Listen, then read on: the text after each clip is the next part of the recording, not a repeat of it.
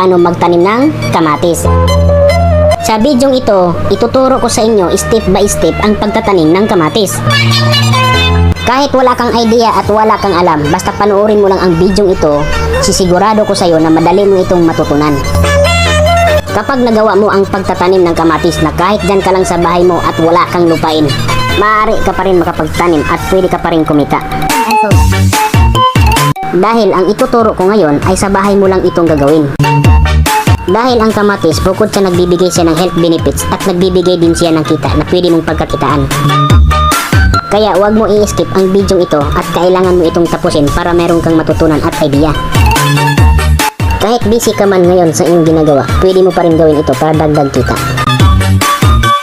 Kung isa ka sa mga milyon-milyong Pilipino ang nawala ng trabaho, mas lalo mo itong gagawin ang pagtatanim ng kamatis. Ang kamatis ay nagbibigay ito ng kita dahil sa araw-araw itong ginagamit. Okay, tara na, umpisahan ko na ang pagtuturo. Kaya huwag kang bibitaw at tapusin mo panoorin ang video ito. Kung busy ka man ngayon at may ibang bagay kang ginagawa, bibitawan mo muna saglit yan at panoorin mo at tapusin mo ang video ito. Ang unang step na gagawin natin dito ay magpunla o mag-seedlings. Ang pagpupunla, makikita kasi natin dito na pantay-pantay ang kanyang pagtubo o paglaki. Sa pagpupunla, gagamit tayo ng dalawang opsyon na seeds o binhi na inyong gagamitin kung alin ang mas madali sa inyo. Option 1, pwede ka gumagamit ng quality seeds para mas lalo pang gumaganda ang tubo na inyong kamatis. Ang quality seeds ay mabibili niyo sa agriculture supply, mabili niyo sa mall, sa Ace Hardware at supermarket. At mabili niyo din ito sa online sa Lazada at Shopee. Option 2, pwede ka gumagamit ng bunga ng kamatis, yung hinog, at mabibili mo ito sa merkado. So mamaya, ituturo ko na din sa inyo kung paano ito ipupunla yung bunga mismo ng kamatis. Sa variety ng seeds, makikita niyo ito naka-attach naman doon sa pack ng seeds.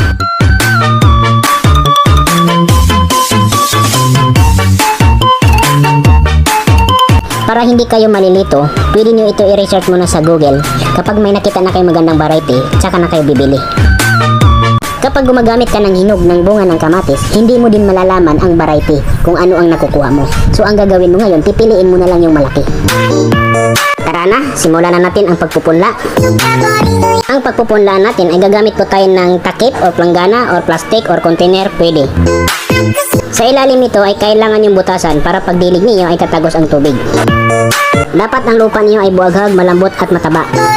Pwede kayo gagamit ng loam soil. So ang gagamitin natin ng seeds, ito yung bunga para mas madali sa inyo. Kailangan lang niyo itong hiwain.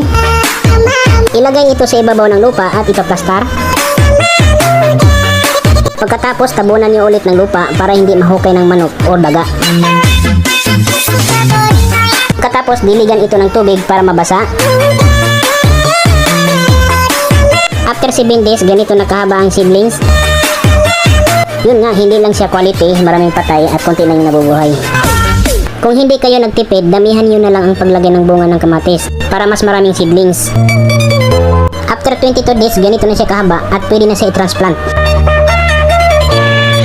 So ang kamatis wala pong pinipili kahit saan nabubuhay. Pwede sa paso, pwede sa container, pwede sa sako, pwede sa plastic. Ngayon, ang gagawin natin ay gagamit tayo ng plastic galon para tayo ay nakatipid sa area. Mag-isip lang tayo na magandang diskarte kung ano ang gagawin natin sa galon, no? Para-paraan lang ito. So, ang diskarte natin dito, lalagyan lang natin ng malaking butas doon sa ibabaw para dyan natin ipadaan yung lupa. Then, sa gilid naman, kailangan itong butasan para tumatagos yung tubig pati sa puwet niya. Tumatagos yung tubig na tuwing ay nagdidilig kayo. Pagkatapos, lalagyan niyo ito ng lupa. Dapat ang lupa niyo ay mataba. Pwede po kayo gumagamit ng loam soil, kumpleto na ito ng pataba. Ang loam soil, mabili niyo sa garden shop at agriculture supply. Pagkatapos, kukunin mo yung seedlings at iti-transplant mo na ito. Kailangan yung pagkuha mo ng seedlings, samahan mo ng lupa para hindi masira yung ugat. Pwede mo ito ibaw ng 3 to 5 cm. After niyo mag-transplant, kailangan niyo diligan para mabasa ang lupa at ugat. Ang pagdidilig, pwede niyo gagawin 2 to 3 days tuwing nakikita niyo medyo natutuyo ang lupa, pwede na niyo diligan. Ang pagtatanim ng kamatis sa container ay iba't ibang diskarte o style. Tulad nito, pabaliktad ang pagtatanim. Ito naman ay nakahanger. Naman nakadikit sa dingding. ito naman ay nakarolyo. So maraming paraan kung paano mo siya i-style. Lalo na kung wala ka namang area, konti na yung area mo dyan sa bahay mo, gagawin mo yung tamang diskarte. Pero ang pinaka-common, yung tinatanim sa paso or container. Sa quality seeds naman, kung kayo ay magpupunla, mas maganda ihiwalay nyo yung buto para pag transplant, hindi po kayo mahirapan. At para hindi napuputol yung mga ugat.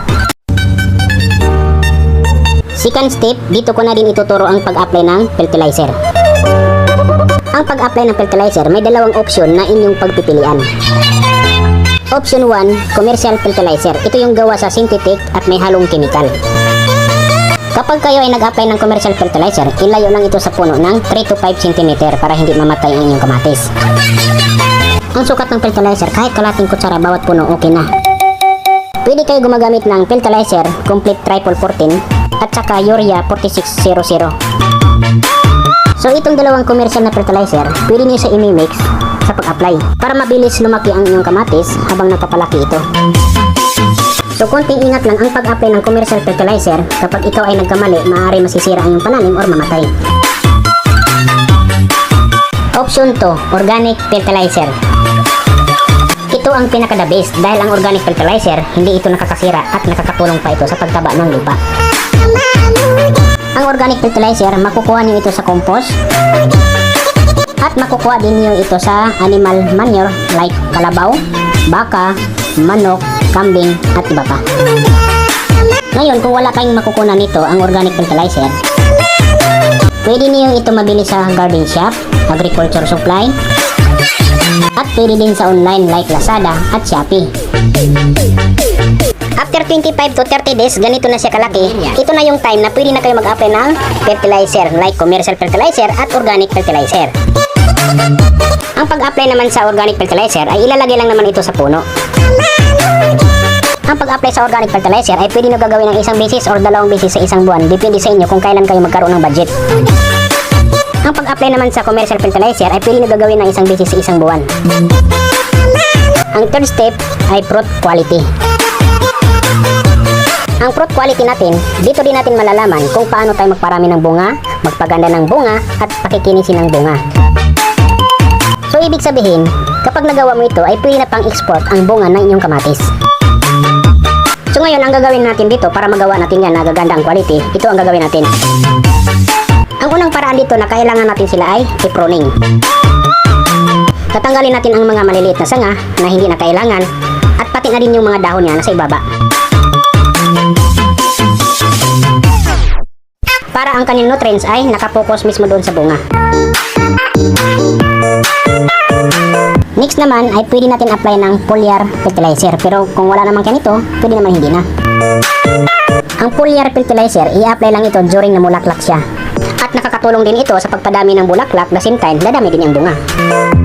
Ang foliar fertilizer ay mabibili niyo ito sa agriculture supply sa tindahan. Pero kung wala naman kayong budget, ay gagawa po kayo ng foliar organic. So, ituturo ko ito sa inyo. Kuha kayo ng saging at balatan niyo ito at i-slice niyo ng paliitan. Pagkatapos ma-slice, lalagyan ito ng tubig at ibabad ito sa loob ng 7 days. Pagkatapos magbabad, sasalain niyo ito at ilagay na niyo doon sa inyong sprayer. Ang sukat naman ito, 2 basong liquid organic fertilizer at 1 litrong tubig. Itong ginagawa natin organic foliar fertilizer, magagamit na ito kahit anong klaseng halaman at kahit anong klaseng gulay pwede niyo i-apply. Ang application time ito ay pwede niyo gagawin 2 beses sa loob ng 1 linggo. Kapag malaki na yung kamatis, huwag niyong kalimutan maglagay ng trellis. Ang trellis siya yung nagproteksyon para hindi mabali ang puno ng kamatis kapag dumadami na ang bunga kasi ang bunga nito is mabigat. Pwede kayo gumagamit ng iba't ibang klaseng trellis tulad ng kawayan, bakal, alambre, at iba pa. Next is fourth step. Ang fourth step, dito ko din ituturo ang pag-apply ng pesticide or insecticide. Ang pag-alaga ng kamatis ay hindi natin maiwasan na magkaroon ito ng mga insekto. Ang pagdapo ng mga insekto sa ating kamatis, kaya natin maproteksyonan ito at maiwasan. So ang gagawin lang natin dito ay gagamit po tayo ng mga chemical. Ang chemical na insecticide ay mabibili niyo ito sa agriculture supply. Ngayon, kung katulad ka sa mga karamihan na ayaw gumagamit na may chemical, pwede tayo gagamit ng organic insecticide. So gagawa tayo insecticide, so ito yung materialis natin. 1 litrong tubig, lalagyan ito 1 kutsarang vegetable oil, 1 kutsarang dishwashing liquid, 1 kutsarang suka, at 1 pirasong sili. Mas maganda yung pula para maanghang. Hiwain lang ito ng paliit or dudurogin. Katapos, kailangan itong alog-alogin para ma-mix yung mga ingredients na yan sa loob. At ilagay na sa sprayer, ay pwede na po kayo mag-spray sa inyong mga pananim. So all around ito, pwede ito sa langgam, pwede ito sa apid, uod, at iba pang mga insekto. Para naman sa mga malalaking farm at malaking lupain, ito ang ginagawa nila. Nilagyan nila ito ng greenhouse para double protection. Ang purpose naman ng greenhouse na ito, kahit umuulan, hindi nasisira ang kanilang kamatis. Kahit umiinit at inaatake ng mga insekto, hindi din basta-basta maatake ng insekto. Kasi hindi basta-basta makapasok yung mga insekto dyan sa loob. Ang malupit pa dito, gumagamit sila ng plastic mulching. Kinukontrol nila yung damo na hindi basta-basta tumutubo yung damo. Ibig sabihin niya, ang nutrients ng lupa ay walang kaagaw kundi napupunta agad dun sa kamatis. Ang harvesting time sa kamatis, 50 to 60 days ang early season. Ito na yung pinakamaaga, depende kasi sa panahon. Ang pinakamatagal sa pag-harvest, 60 to 80 days. After niyo mag-harvest, babalikan niyo ulit pag-harvest ng 3 to 4 days. Ang lifespan ng kamatis, tatagal ito ng 6 to 7 months. So, ibig sabihin, lagi kayo nag-harvest. Sa mga baguhan pa na hindi pa nakapalo sa ating Facebook page, please follow. Kung meron kayong natutunan sa video ito, huwag niyong kalimutan i-share para mas maraming nakakita. The more na maraming makakita, mas lalo tayong i-bless dahil nakatulong kayo sa kapwa.